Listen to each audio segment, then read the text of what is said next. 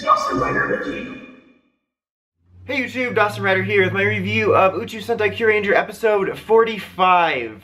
Okay, so we're continuing on to the end game. I think we only have 3 episodes after this. It goes till like, I know that the new one premieres on the 11th, but we got a short amount of time left, so we're continuing to go towards the finale. This was a good episode. I thought it was a good episode, but it did feel also kind of more like set up in a way, like not like in a nothing happened way, like it was setting up for something to happen in the next episode specifically, but it just feel more like groundwork was being laid in a lot of ways, but it was still good.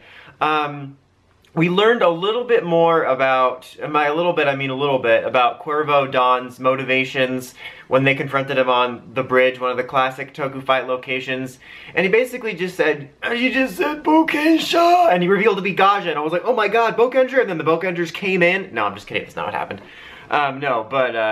He said that, like, oh, he always felt weak, and Don offered him power, basically, when his last while his consciousness was you know, fading or whatever, and he accepted it, and then that's what caused the merge.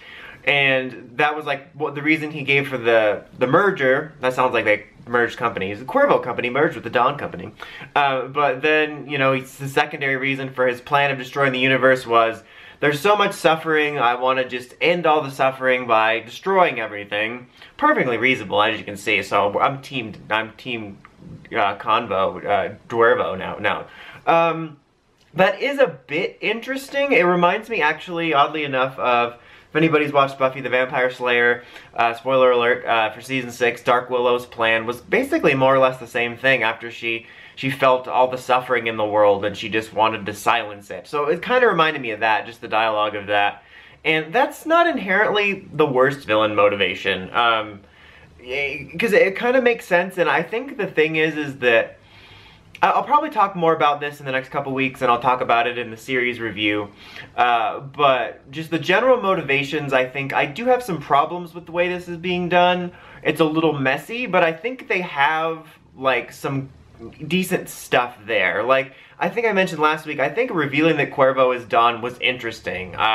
I think it was certainly more interesting than last year's with Zyuohger, with it being revealed that Guinness was just a bunch of amoebas or amiibos or whatever. And that wasn't inherently a bad concept, just for that particular villain it seemed kind of basic. But Zyuohger kind of was bland toast. Like, I really liked that idea of that human that was cast out of the Juman land coming back and being him or something. I don't know, but that's for another time. That's about Zyuohger. But my point is that it kind of reminded me of Zyuohger in the sense that around this time there was mysteries around the main villains, and so I just think the payoff of this one, oh sorry about that, my nose itches, is just a little bit better. So I think that the building blocks are there, and there was like hints in Kurevo's flashbacks that, like, where he always felt like he wasn't as strong as Sergei, you know, and he couldn't live up to that. I just think that it's not entirely out of left field, but it's a little bit out of left field, where I think if they knew they were going this way, they could have make it more obvious might not be the right word, because you want it to be kind of a surprise, but like in retrospect make it more obvious. I love reveals like that, where as something's happening, you're not thinking anything of it, but then once the mystery is revealed, you, in retrospect, either just in your mind or when you go back and watch it, you're like, wow, they actually laid the groundwork for this. So I don't think inherently that was a bad idea. And I think if they also would have maybe played up more, like, what he went through as far as suffering under, you know, Dark Matter's regime in the past, then that could have translated to, like, as soon as he bonded with Don and got all this evil energy in him, it sort of motivated him to, you know what, I want to make sure no one ever suffers like I did. My point is that you really have to think about it, but it kind of makes sense, and it just could be more fleshed out, whereas right now it's just really basic stuff.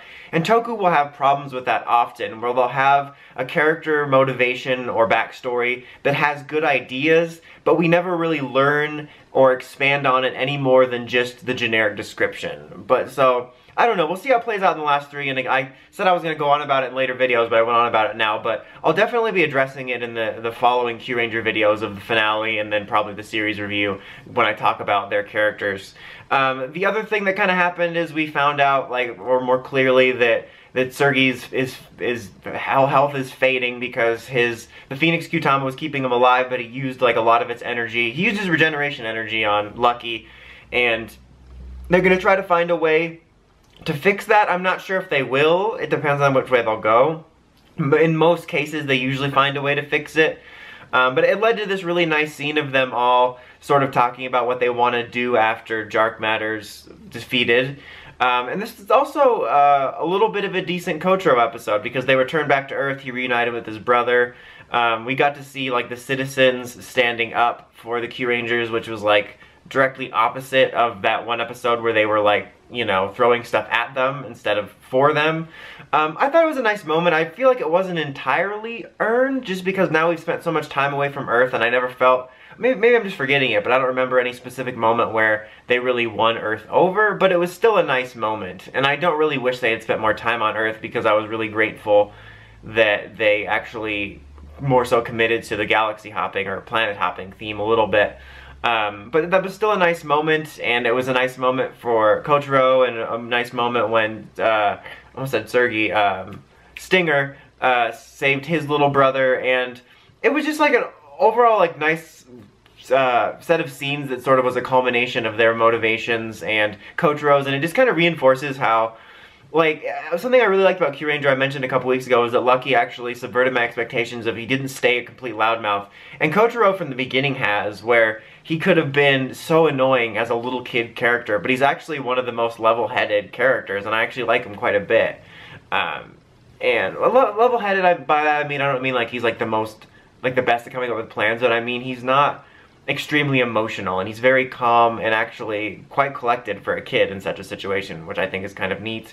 Also, it was the end of the other Anton, his AI DID symptom, who died because he decided to rush into battle after he was upset that he was called an idiot, which was kind of funny because Kotaro called him out saying, you know, if Don blows up everything, you'll be blown up too. And he's like, are you an idiot? And that kind of triggered him. And then it continued to trigger him when the people of Earth called him an idiot. So yeah, it was actually quite a lot happened in this episode. Both superhero type episodes had quite a lot happening, but it still just felt like it was more like next week's gonna be when things truly start. Not that it hasn't started, but this is kind of the build up to the main action. But I still thought it was a really solid episode. I'd probably give it an 8. But anyway, that's about it. Until next time, don't forget to like, comment, subscribe. It's Dawson Ryder, signing out.